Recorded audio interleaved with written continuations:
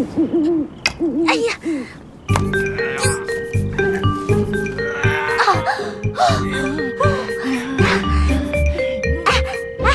高点，再高点！哎，大姐，你能不能每次换一个桥段，就用这一招啊？翻墙！哎，高点嘛，再高点！哎，你多少斤呐？本小姐身轻如燕，好吗？再高点儿！啊！高点儿！踩死我了你！哎，你再高点儿啊！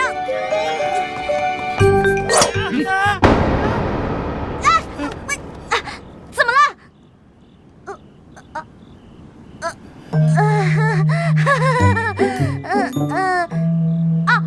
今天晚上月亮好圆，好漂亮啊！你们也来赏月的是吗？好巧啊！扶晴柔小姐下来。是。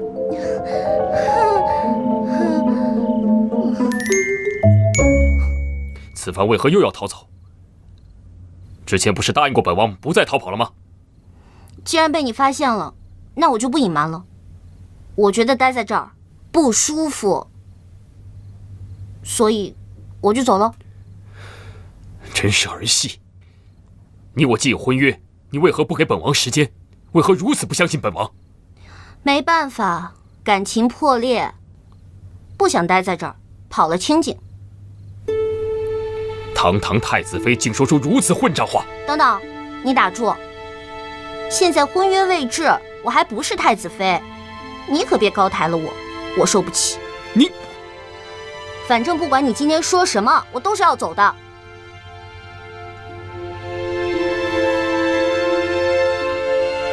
来人呐！在。将他带回房内，严加看管。大婚之前，不得踏出王府半步。是。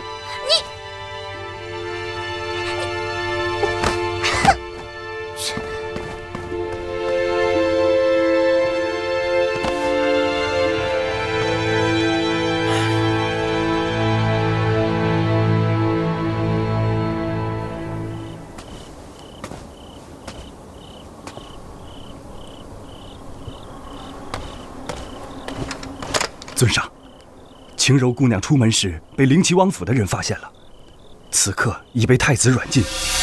他们人多势众，属下实在无法出手，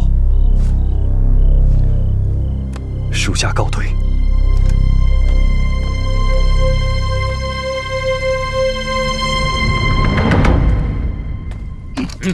让我过去，我有话要说。让他进来吧。王爷，哼，不对，今时不同以往，应该是太子殿下才对。你有何事啊？我刚刚去晴柔房间探望，为何周围全部都是侍卫？王爷，你这是什么意思？你这是禁锢人身自由！住口！本王没治你知情不报之罪，你竟敢先向本王来问罪！我有什么罪？晴柔要走，你为何不告知于我？哼！瞧你这话说的，腿是长在晴柔身上的，我拦得住吗？再说了，我跟晴柔是闺蜜，我怎么可能出卖我的闺蜜呢？你与晴柔同日来府，本王也早已把你当作自己人。阿广，我问你，晴柔此番为何又要逃走？哼，你们男人都是一个样。既然你拿我当自己人，我就问你一句：慕容和晴柔两个人，你怎么想的？放肆！哼，哟。这就放肆了，刚刚还说我是自己人呢，你这脸翻的简直比翻书还快啊！你干脆把我也一块关了吧，要不然我到处跟别人说去，你吃着碗里的，看着锅里的。你，哼！罢了，本王的事，你们不会理解的。有什么不理解的？二选一，这又何难？你既然选择了慕容，那晴柔出走就顺理成章。你既然不让晴柔出走，那就让慕容一人走啊！来人呐，在，给我押下去！哎，你至于吗？晴柔为你做了这么多，你这么对她合适吗？啊！你父皇这几日抱恙在身，朝中形势可否安稳？儿臣尽心竭力，朝中十分安稳。只是，儿臣多嘴了。你不说，母后也知道。那些朝臣们都怎么说？朝臣议论纷纷，说太子大婚在即，收留罪臣之女，金屋藏娇，骄奢淫逸。琪儿，还是不懂你父皇的一片心呐。太子终究会明白的，儿臣也定当会辅佐三弟，不，是太子殿下，请母后不要担心。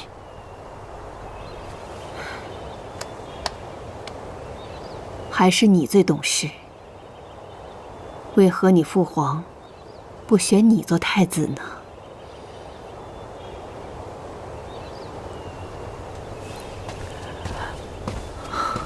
母后，父皇的身体近日可恢复些了。你父皇身体越来越差，已经卧床几日不起了。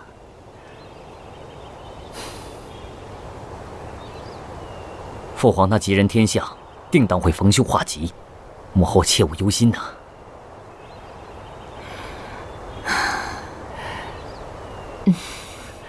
母后喝茶。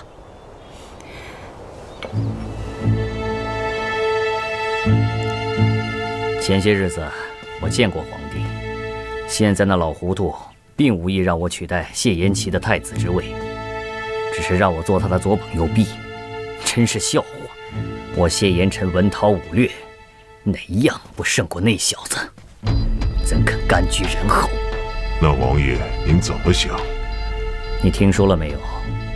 皇帝最近病情越发加重，估计那老东西也快完蛋了。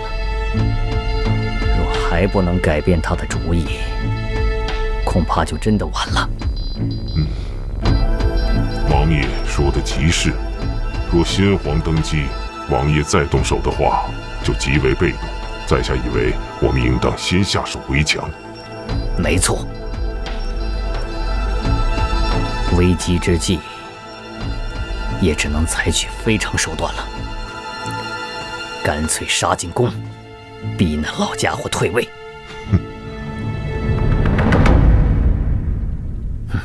可是，这朝野上下的重臣还有许多要害关节，我还未曾打通。此时行事，怕是……王爷，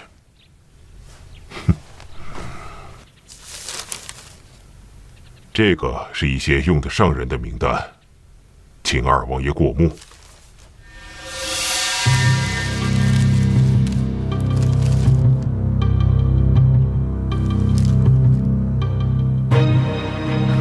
这些人都是朝中的重臣遗老，你是如何调动他们的？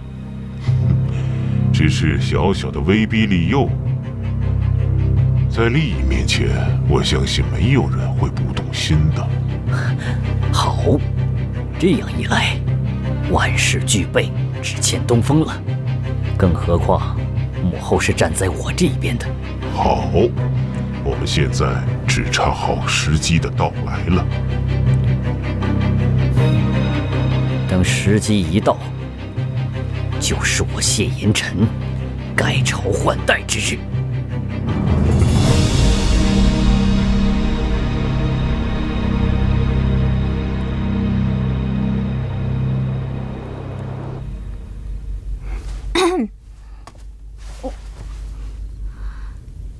这么看着我干嘛？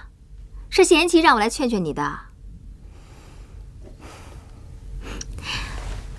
而且我也想来看看你现在憔悴成什么样了。哎，这滋味是不是跟冷宫似的？你说自从穿越过来，这一天天把你给嘚瑟的，我也真是看醉了。切，我就知道你没安好心，那你就来看我呀！喏，看这里，看这里，看这里。真是的，难不成你还对我有一点怀念？岂止是怀念，我简直怀念死了。我恨不得从房顶上跳下去。不过话说回来，只要我能穿越回上一层梦境，你看我不分分钟折腾死你吧，小样儿！行啊，那你跳啊！跳的时候记得叫上我，我也去强势围个观什么的。顺便呢，我给你抓2只鹰，然后带你翱翔，带你飞，我也送你一程，够仗义吧？尹晴柔，你心怎么那么狠呢？不过说真的，你之前跟我的时候，我一直觉得你蠢的都能申请吉尼斯了，居然能那么静静的让我欺负。不过后来发现你也不笨。你说我之前干了那么多撂挑子的事儿，不都是你帮我摆平的吗？有的时候我觉得，我还真挺搞不懂你的。哎呀，夸人就不能好好夸吗？好好夸，好好夸，咱俩能这么愉快的对话吗？行了，行了，行了。其实吧，我也觉得我挺聪明的。停，要吐了啊！夸你2句还找不着北了。不过就拿现在来说吧，你跟谢延琪也相处一段时间了，以你的聪明才智，你肯定知道谢延琪会怎么做。我呢，就点到为止了。你自己衡量吧，要走要留，自己看着办啊。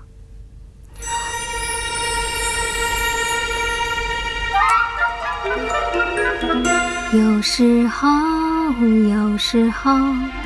我会相信一切有尽头，相聚离开都有时候，没有什么会永垂不朽。可是我有时候宁愿选择留恋不放手。哎呀，我到底能不能相信你呢？好烦啊！我以为我也能玛丽苏一回呢，没想到却碰上个优柔寡断的主。男主怎么能这样啊？哎呀，其实不是啦，看人家宁愿关着你都不舍得放你走，他肯定还是喜欢你的。男主一般都这样，他不喜欢你，他喜欢你，他不喜欢你，他喜欢你，他不喜欢啊！我到底该怎么办呢？不行，我咽不下这口气。这个不识好歹的双儿，枉我一直对他不薄，不杀他，真是难解我心头之恨。真没想到啊，这事儿会是双儿干的。可他们要饶此女一命，我们何不给他们个面子？惹恼了他，对我们也没有好处啊。我倒是觉得无需担心，这个女人对他来说已经没有利用价值了，料他也不会为一个弃子与我们反目。何况三弟现在后院起火，谁会在意一个双儿呢？如果双儿在太子府出了事，想必舅舅身为他的义父，还能参他一本，岂不是一石二鸟？话虽如此，可舅舅不要再犹豫了，那边的事情不会有问题的。好吧，你看着办吧。不过切记，不可为此女坏了大事啊！舅舅放心，本王自有分寸。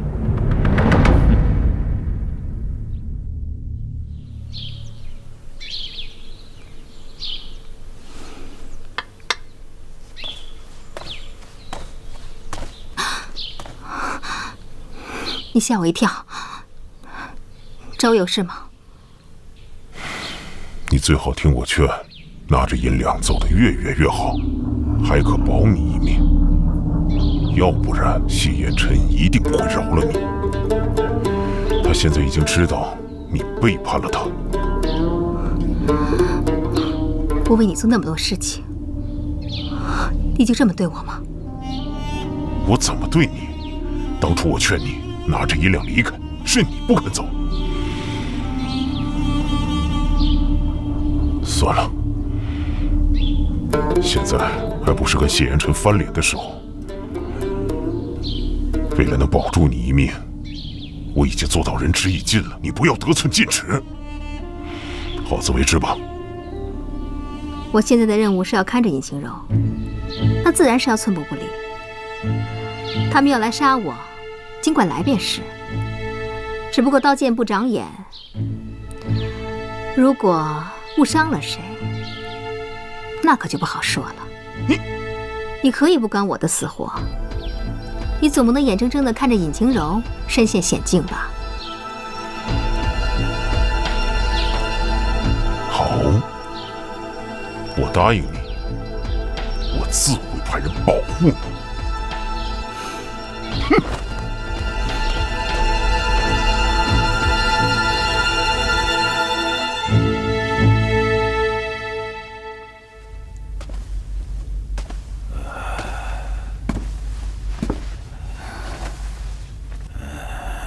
皇上，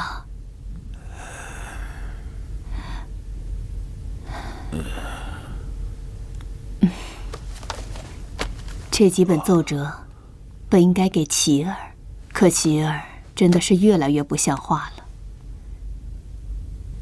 自从那个慕容回来后，他就像丢了魂儿似的，对朝廷的事也越来越不上心。虽说她与慕容有过婚约，可她毕竟是罪臣之女，留她在府上，总归也不妥吧？妻儿，朕很了解她，她有情有义。这慕容回来了，也难免不了多照顾一些。慕容依允身份特殊，再怎么照顾，也不能把她留在自己的府上照顾吧。我听说，朝廷上下对此事议论纷纷，说太子忙于家事，无心朝政。妻儿啊，这事儿是优柔寡断了一些。你这个做母后的，也要时刻给她提个醒嘛。皇上，妻儿她现在根本不把我这个母后放在眼里，为了一个慕容，差点跟我翻脸呢。真有此事？皇上，只要能治理好天下，谁当太子都无所谓。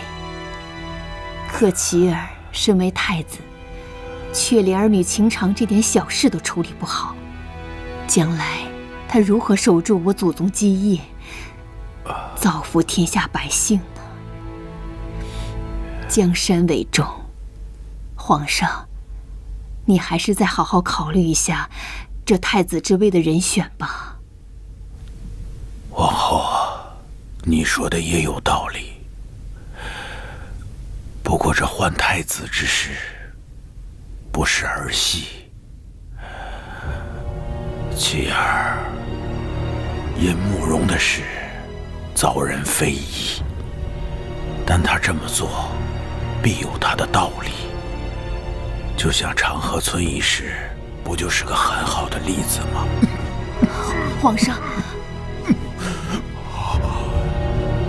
这后宫不能参政，这事儿你又忘了。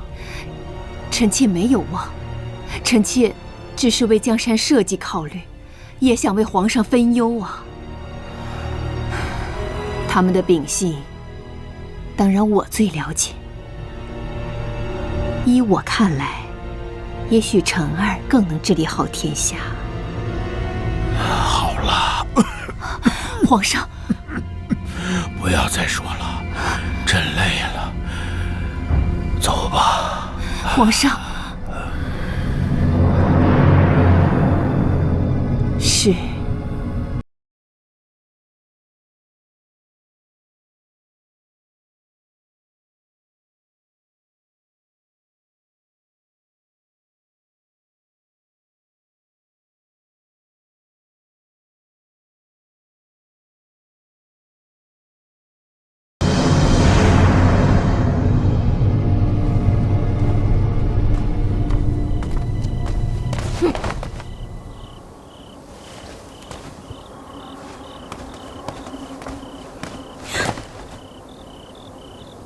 我说孔大小姐，你天天跟着我，到底是要干嘛呀？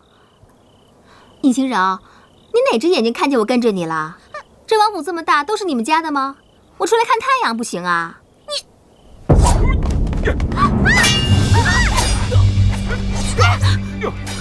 你抓着我干嘛？这都是上好的仇的。你闭嘴！啊，感情这些人都是冲着你来的。洪少爽，你怎么这么多事儿啊？我每天在王府，我能惹着谁啊？你没看他们带着谢言辰的牌子吗？肯定是谢言辰想要抓我去威胁谢言齐嘛。威胁谢言齐？他们抓你干嘛呀？我美呗，以为我是太子妃的。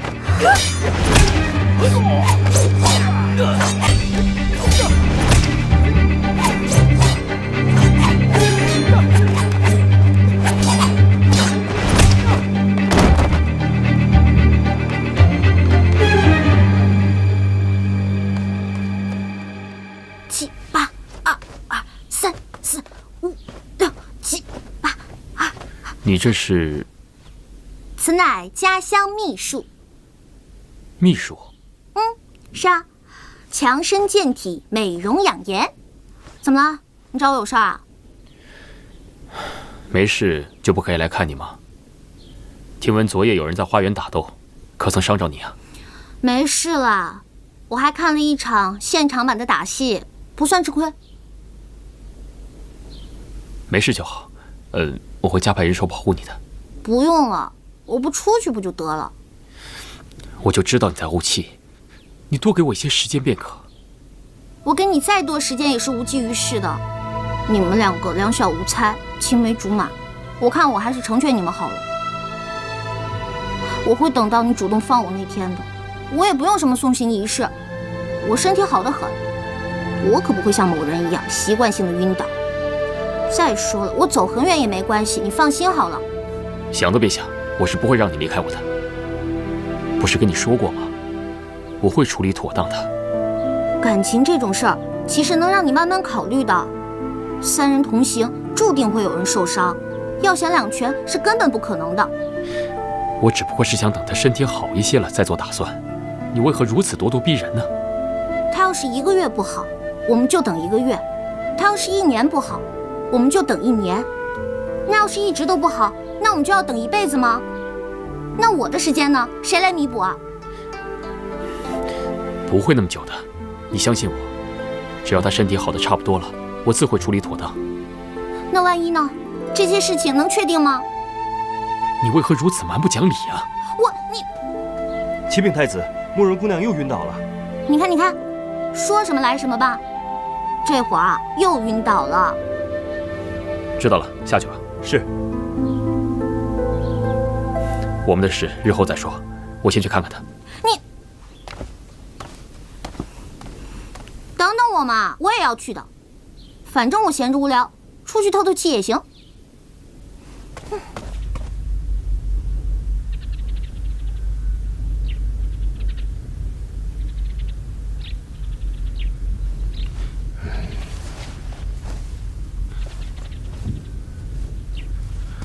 如何？启禀太子，单从脉象上看，不容乐观。慕容姑娘这5年来身体上遭受了重大的伤害，更严重的是心病。《黄帝内经》云：怒伤肝，喜伤心，忧伤肺，思伤脾，恐伤肾，百病皆生于气。慕容姑娘5年来忧虑、多思、恐惧，早已郁结于心，五脏六腑都有问题。那可有办法医治啊？慕容姑娘目前的身体状况只能静养，没有别的办法。那什么时候能好呢？哦，这也说不准。药物只能缓解。那太医的意思就是这病好不好，只能看心情了？这也不全是，受损的五脏六腑只能静养。那反正就是短时间内好不了了，是吧？应该是的。你看，连太医都说一时半会儿好不了，某人还怀抱希望。你知道我不是这个意思。哎，好了，我开玩笑的，缓和一下尴尬气氛。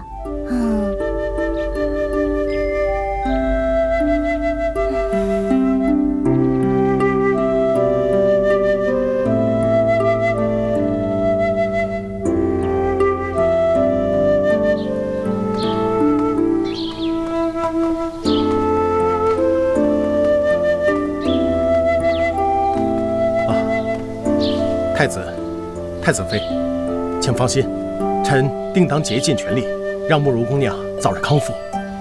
那就有劳太医了。臣先行告退。青柔，你放心吧，我不会再逃跑了。只是你别再关着我了。你想去哪里就去哪里吧，我不会再关着你了。但是，请你答应我，不要再离开了。好，我答应你。好了，你现在肯定也没什么空搭理我了，该干什么干什么去吧。青柔，你再多等些时日。慕容身体现在这样，我实在放不下心啊。有什么事，等他身体好转之后，我们再说，行吗？好了，你就别再絮叨了，我就先回去了，拜拜。青柔，还有，这慕容的身体，你也看到了。你向来主意多，还通些医术。方才见你在练习家乡秘术，不知你家乡是否有能让人调养身体、修护五脏六腑的秘术呢？宣太子。算了，慕容之事，等我回来再说吧。你先回房吧。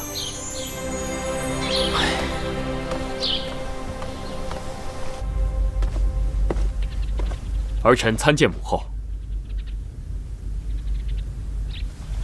不知母后宣儿臣前来，所为何事？当然是为慕容一事召你前来。现如今，慕容家只剩他一个人存活于世，此次又能重返皇城，必定是为慕容家平反昭雪而来。若他由此心生怨恨，日后必定是后患无穷。还望你多加斟酌。母后为何如此不放过依允呢？如今他五脏六腑都有不同程度的损坏，试问他这样如何平反昭雪？若是慕容一家真是被冤枉的，那平反昭雪又有何妨？放肆！你竟敢如此态度对待母后！儿臣只是实话实说罢了。现如今，你父皇身体是越来越差。你身为太子，不但不为他分忧，反而留个祸害在身边。你让你父皇如何安心养病？如何放心将江山交于你手？依允不是祸患，恐怕是母后另有隐情，急于除去他吧。住口！我说慕容依允留不得，自然留不得。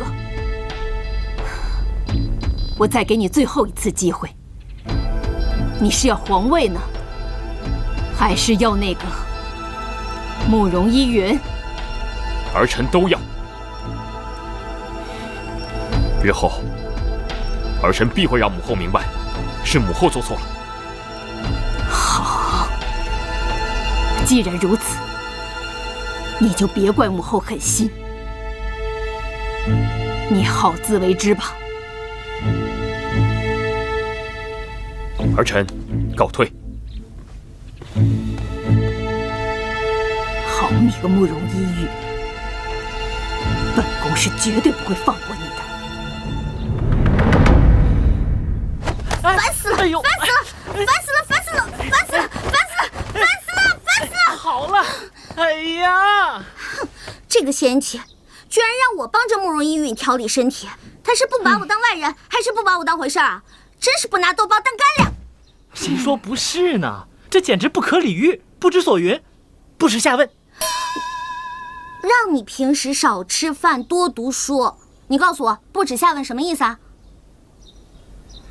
哎呀，不要太纠结于细节嘛，意思对了就成。哎，话又说回来，你说他是怎么想的？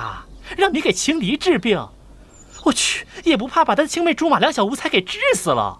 要我说，你就给他治一个2级伤残，赶快把这朵小白花给治回花骨朵去。就是嘛，他当我是妙手回春呢，还是天外来客啊？哦，对，我们确实是天外来客，不，非仙，仙女的仙。仙你个头啊！你是从天上掉下来的好吗？顶多算个陨石。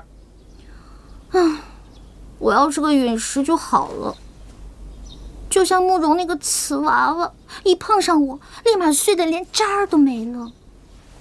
他根本就不用你撞，自己跑到你跟前来就碎一地。你说说，这么一个坚如磐石的你，怎么拯救一个支离破碎的他呀？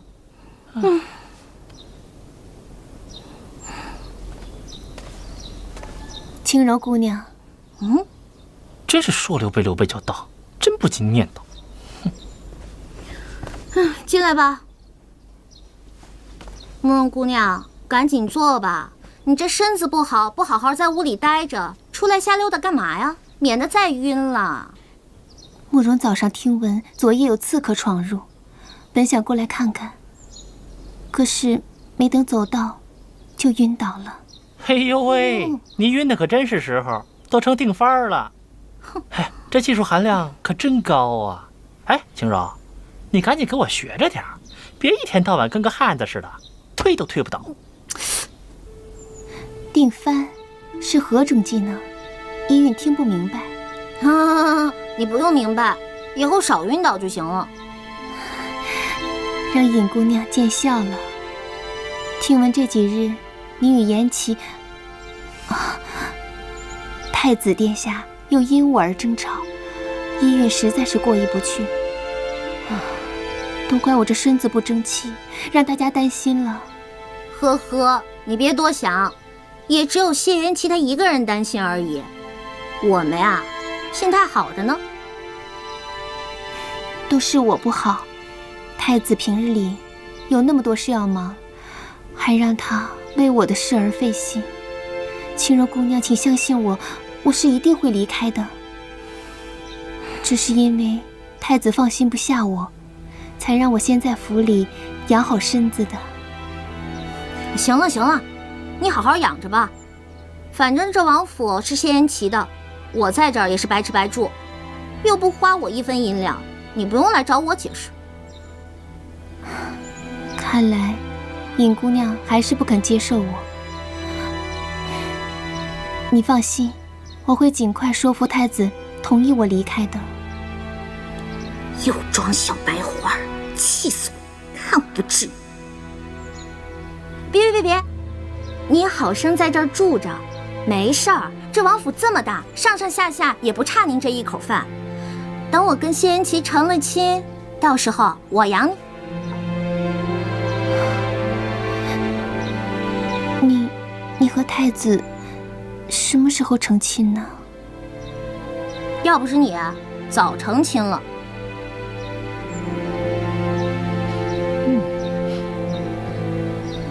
哎，往那边挪点，别挡着我看风景。好热，你再往那边挪挪。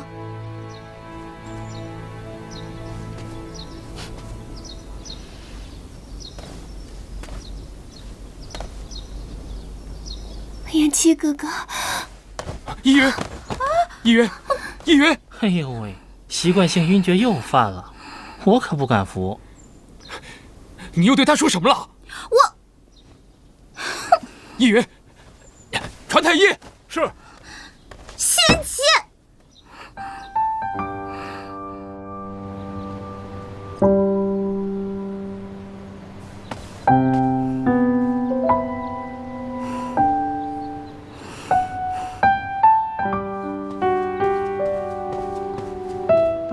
你叫我来干什么？我又没怎么样，我就让他挪了挪位置，谁知道他就晕了，晕的可真巧。青柔，我不是来责怪你的，只是依云的身体越来越差。死了关我什么事？你说什么？没说什么，你就幻听了。他的身体，你到底有没有办法医治啊？没有，就算有也不管。青柔，你别这样。你知道的，这些年他吃了很多的苦，你就帮帮他吧。跟我有什么关系？就当为了我。你知道，他吃了这么多的苦，就是为了回到我的身边。可却负了他。那又如何？如今他既然回来了，我就不能眼睁睁地再一次看着他消失。毕竟你们曾经山盟海誓。青柔，现在除了你，我真不知道还有谁能够帮他。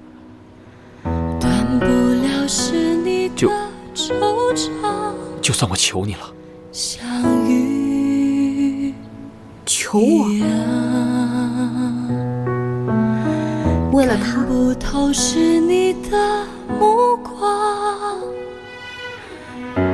你堂堂灵齐王，当今太子，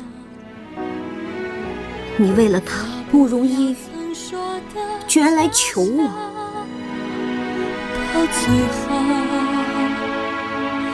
在你心中，我始终没有他重要，对吗？不是的，青柔，你和他不同，对他，我只有责任。好，我答应你，我一定尽力去求。多谢了。等他医好了，你也别想再见到我。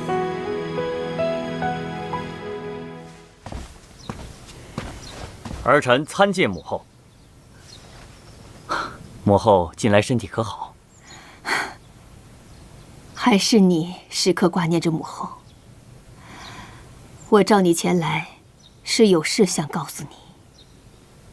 母后请讲。想必慕容的事你也有所耳闻了吧？啊，的确，朝廷上下对太子颇有微词。现如今你父皇病重，妻儿又留那个慕容在身边，恐怕迟早是个麻烦。三弟对慕容姑娘照顾有加，又推迟了婚事，恐怕……若是琪儿还是不听我的话，除掉那个慕容，他就别想坐上皇位。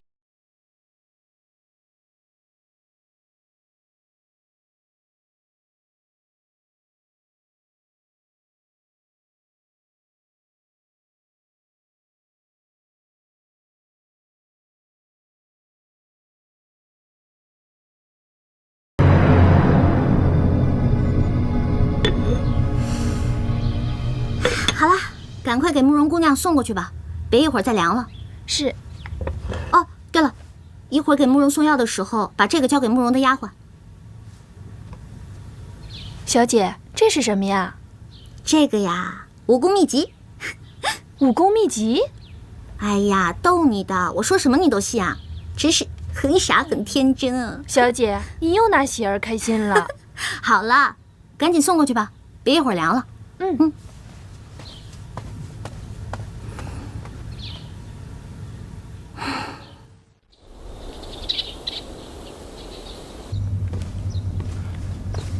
四弟，三哥，我正有事要问你。什么事？你可知母后为何如此痛恨慕容家，非要置他们于死地才肯罢休呢？当初竟不顾我与依允的婚约，仍连杀他家几百口人，现在还不放过依允，还全然不顾我这个儿子的感受。说的正是。虽说母后平日里被父皇宠得任性一些，但她也不是不讲道理的人。就唯独慕容家的事情上，她说死也不肯让步。要不是因为母后，依允就不会受这5年的劳苦，你们也就不会……算了，过去的事不提了。只是现在，母后为什么非要置依允于死地呢？我只是觉得，此事没有那么简单。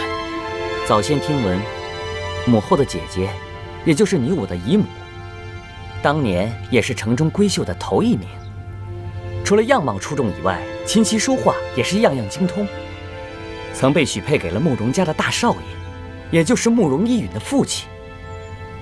当年父皇也只不过是一个不得宠的皇子而已，大家都以为姨母的婚事更重要一些。只是姨母不知为何最后自杀了，母后就这么一个同母的姐姐，她当时难过了好一阵子。最后直到父皇登基，她才渐渐缓了过来。哦，还有此事？啊，确有此事，不过其中的细节我就不清楚了，只是略有耳闻而已。三哥，依允的身体怎么样了？太医说他五脏六腑都有不同程度的损伤，还需要静静调养啊。秦柔那丫头介意吗？不是，三哥，你也知道三嫂的性格。三哥，我还有事，我先告辞了。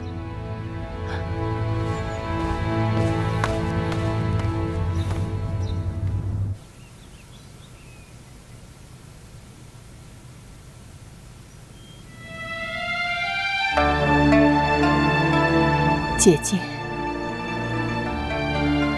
你的仇我不会忘记。想当年，你以京城第一美女之誉与慕容家定亲，可是慕容家为了讨好梁王，竟然把你骗去庙里相见，然后偷偷地把你送进梁王府邸，害你受尽凌辱，把你逼上绝路。若不是你的丫鬟九死一生前来告知我真相，我怎么也不会想到这一切都是慕容家所为。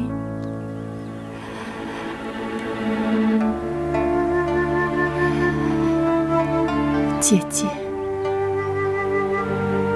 你我从小相依为命，若不是你护着我，也不会有我的今日。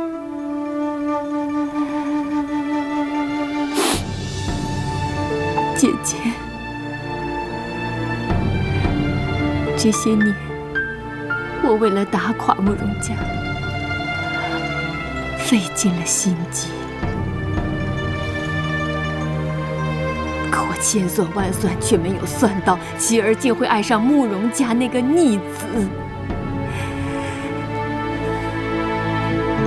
姐姐，你放心，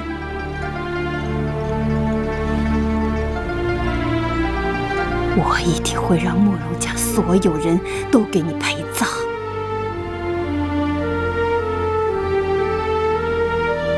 当年我为了陷害慕容家谋反，说到底也是被妇人之仁所牵绊。我不忍心看着慕容被投入教坊，毕竟他是跟琪儿有过婚约的人。如果将他一并残害，那我不是跟害姐姐的人没有什么区别了吗？所以我只是将他软禁起来，留他一条性命啊！可是没有想到，他居然逃了出来，回到妻儿的身边了。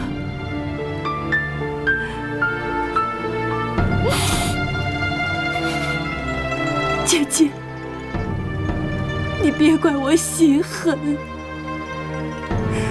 实在是这个慕容留不得呀。万一他要给慕容家报仇，后果不敢设想。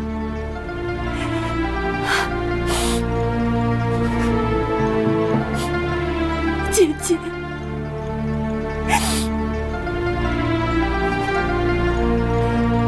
你在天之灵保佑我吧，保佑我，姐姐，保佑我！滚！没用的东西！是。哼，真是一群废物！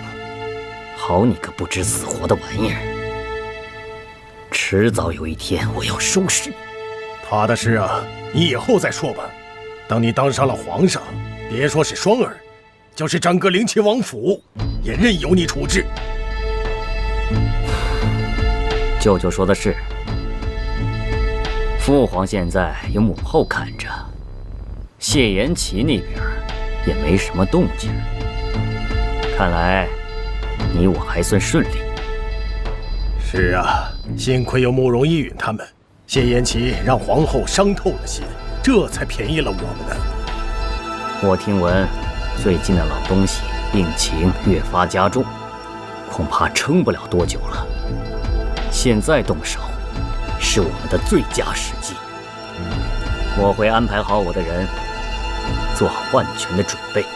很好，那我明日就进宫，让你的人随时做好准备，一有动静即刻行动。好，待事成之后，侄儿一定好好谢过舅舅。那老臣就谢过皇上了。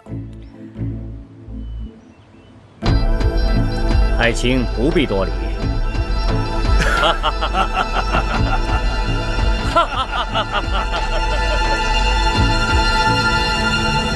娘娘，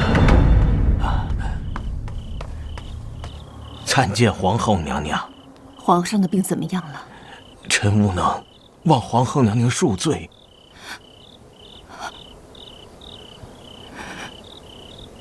还有多少时日？恐怕撑不过今晚啊！好了，下去吧。谢皇后娘娘不杀之恩。罢了，皇上的病我明白，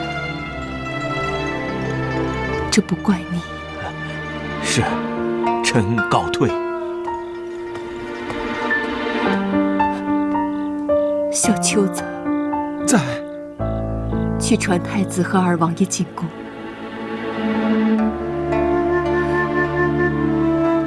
就说皇上病危，叫二人速来觐见。老奴遵旨。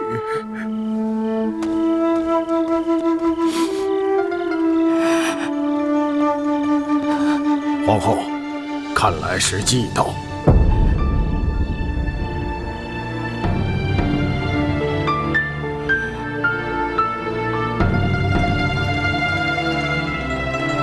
哥哥，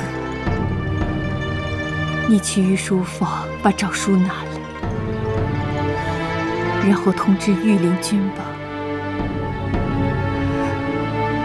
准备行动吧。是。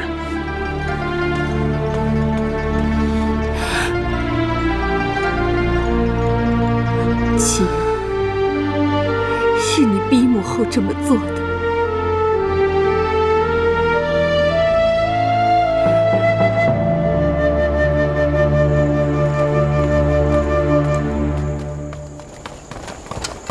奉皇后之命，带太子殿下觐见，其他人等不得入内。大胆！太子殿下在此，谁敢放肆？算了，既然如此，带路吧。殿下，这……放心，你在这里等候，不得轻举妄动。太子殿下，请。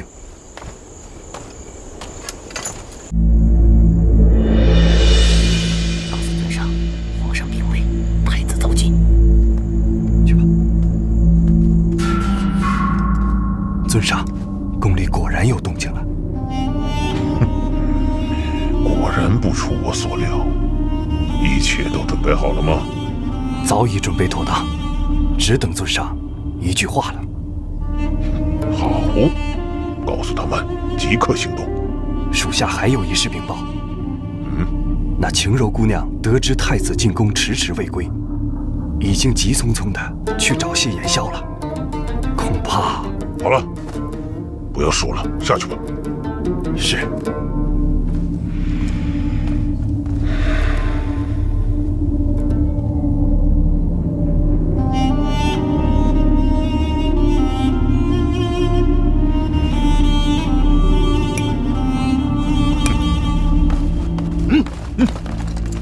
干什么？难道不认识我吗？都给我让开！我要觐见父皇。还请王爷息怒，属下也是奉皇后娘娘口谕，任何人不得出入宫门。什么？皇后娘娘的口谕？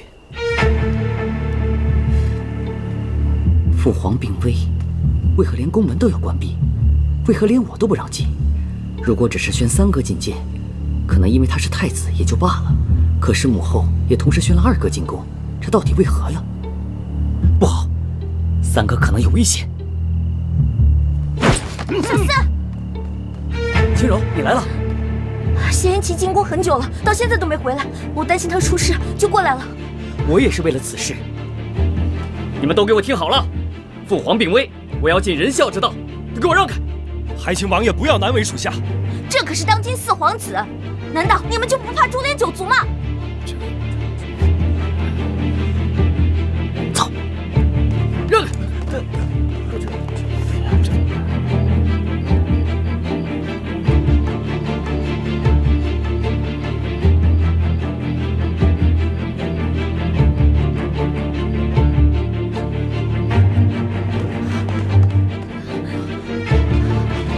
母后，萧儿，儿臣参见母后。你们怎么来了？儿臣担心父皇的身体啊，恰巧在宫门外看见晴柔，我就带她一起来了。父皇的身体如何呀？你父皇恐怕是不行了。我这个时候宣成儿、琪儿前来，是要宣布废太子之事。本不想让你牵扯其中，可谁知你偏偏跑了过来。母后，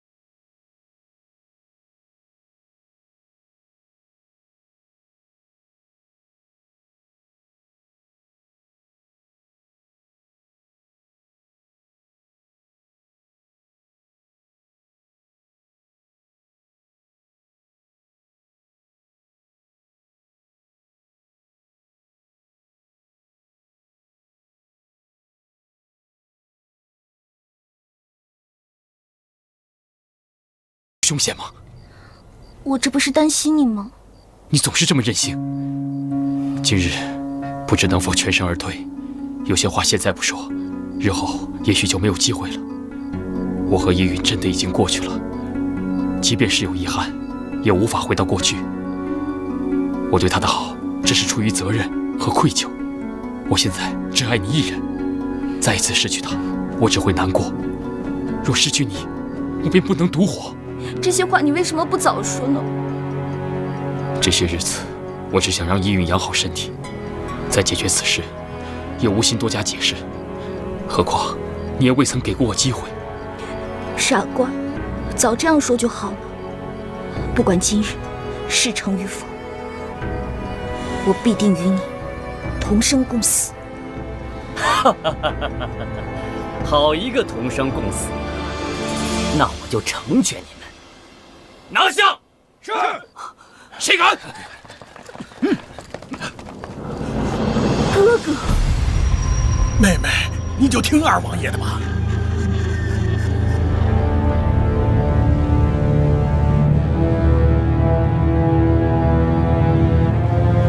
原来你们早有此心。枉我如此信任于你，没有想到你却让我残害自己的亲生骨肉啊！妹妹，你就别怪我不念兄妹之情了，给我上！谁敢？住手！独孤，延庆哥哥，你怎么样？受伤了没有？依云，你怎么也来了？草民参见皇后。王爷，我有心救驾，但实在不了解宫中情况，刚好碰到依允姑娘，要不是她带路，也不可能顺利赶来。独孤，辛苦你了，这都是慕容姑娘的功劳。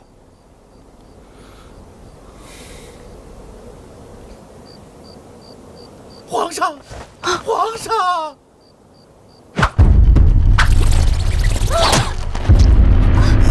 依云，依云，依云，传太医，快传太医啊！依云，传太医！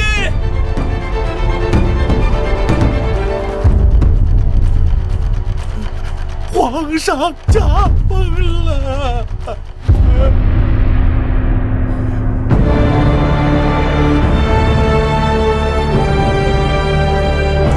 父皇。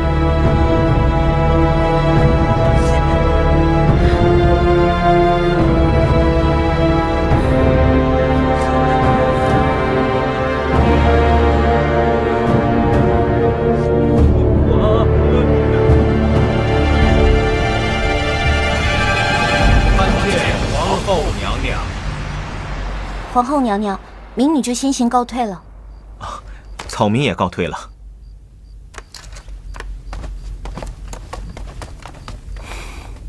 皇上驾崩，哀家虽伤心欲绝，但国不能一日无君。幸好皇上生前立下太子，并留下诏书。邱公公在。宣旨吧。是。太子谢延琪接旨。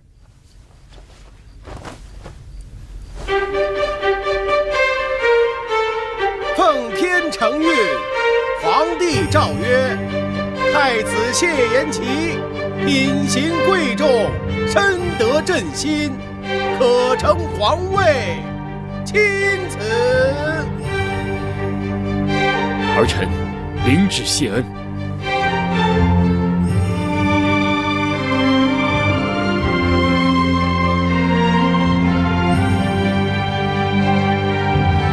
几位都是皇上在位期间信得过的大臣，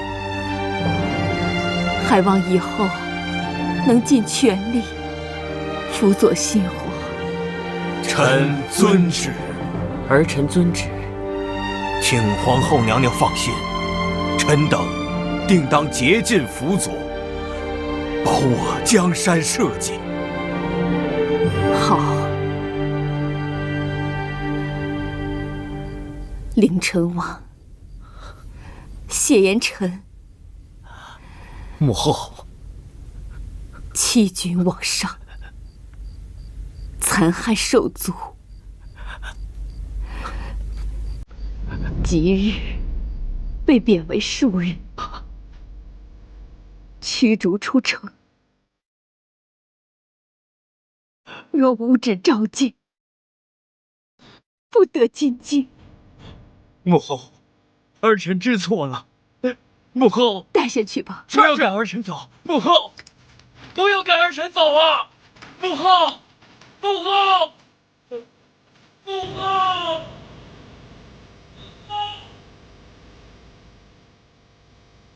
董印，忠奸不分，谢谢铸成大错，信免去相国一职。即日起，闭门思供，1年之内不得迈出房门半步。谢皇后不杀之恩。到。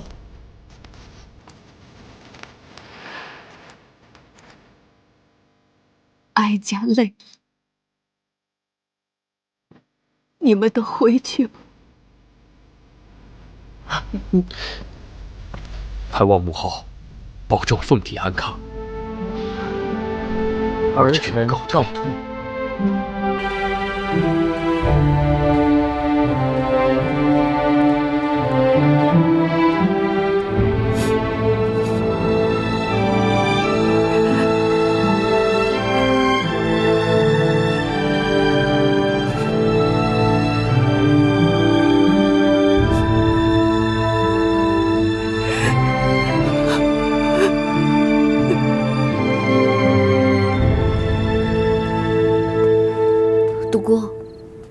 你不要再跟着我了。这里不是去王府的路，你要去哪里？天下之大，我饿不死的。真的决定不再回去了吗？嗯。为什么？刚才你不是还要跟谢延琪同生共死吗？当谢延琪发生危险的时候，第一个扑上去挡刀的，却是他慕容依雨。而且，他看见慕容依雨那神情紧张的样子，我就明白，以后就算我当上皇后，他心里也只有慕容依雨一个人。况且，就像你说的，他是皇上，以后会有3宫6院，一个慕容依允就把我弄得焦头烂额，那以后我真的不敢去想。而且我尹晴柔是一个普通的不能再普通的女人，我想要的只是一个男人一心一意的爱。而谢延琪，他的感情世界太复杂了，我接受不了。不如这样，你跟我走，我带你去一个没有人烟的地方，保证以后不会再有任何烦恼。是桃花源，还是神龙岛啊？我只不过是俗人一个，怎么能忘得了这世间的凡俗呢？那你一个人去哪里啊？放心吧，我家那么远，我都过来了。独孤，我想一个人静一静。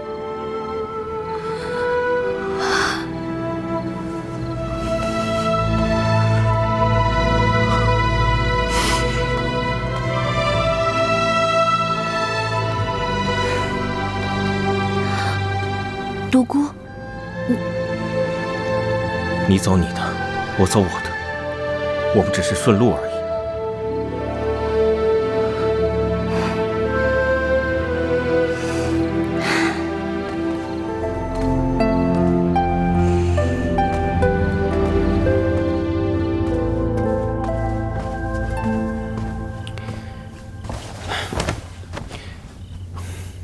李章，你立刻去把全京城最好的大夫给我请过来。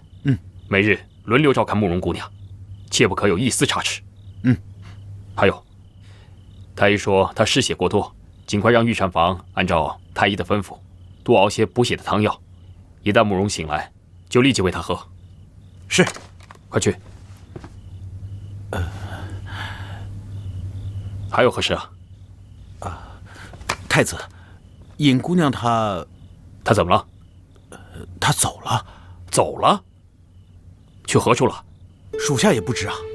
尹姑娘出去以后执意不回来，我也不好阻拦。什么？启禀太子，慕容姑娘醒了。我知道了，下去吧。是。禀太子，目前一切要以登基大典为重，以免节外生枝。你最好不要亲自一个人去找尹姑娘。更何况尹姑娘素来任性，没准在外面玩2天，自然也就回来了。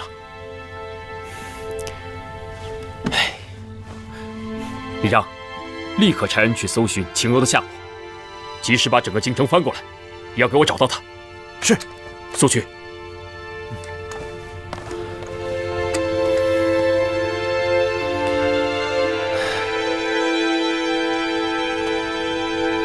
为了这皇位，手足相残，骨肉相弃，到底有何意义？太子殿下，双儿，你有何事？双儿见太子殿下眉头紧锁，是有何烦心事吗？不为何事，你先退下吧。双儿知道一个天大的秘密，不知道太子殿下可有兴趣吗？哦，是何秘密？殿下难道就从来没有怀疑过尹晴柔的身份吗？晴柔总说她的家乡如何如何，那敢问她有没有带殿下去她的家乡看一看呢？难道她就不想她的家乡吗？难道她就不想念自己的父母吗？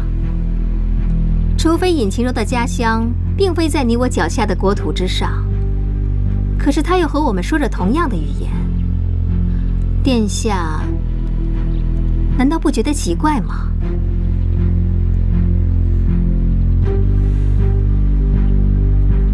实话告诉殿下吧，那尹晴柔根本不是这个时代的人，而是来自于未来时空的。殿下是信不过双儿吗？你所说的，本王也曾怀疑过。今日你的言辞，不过证实了本王的怀疑而已。对他尹晴柔又有何影响呢？不妨与你直说了吧。我喜欢的是尹晴柔这个人，跟她来自于哪里一点关系都没有。太子殿下的感情自然为真，可是他尹晴柔却没有那么单纯呐。你此话是何用意？若是你道不出个所以然，本王必然定你的罪。双儿既然敢这么说，就必然有证据。尹晴柔想要嫁给太子，只不过是为了进入宗祠而已。这个殿下可知道吗？进宗祠？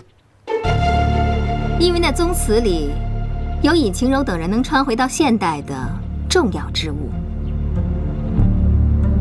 然而，一个普通人想要进入宗祠，只有嫁给皇室这一条路。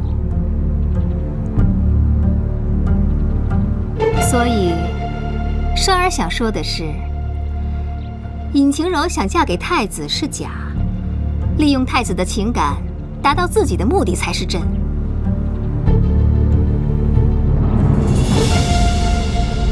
大胆！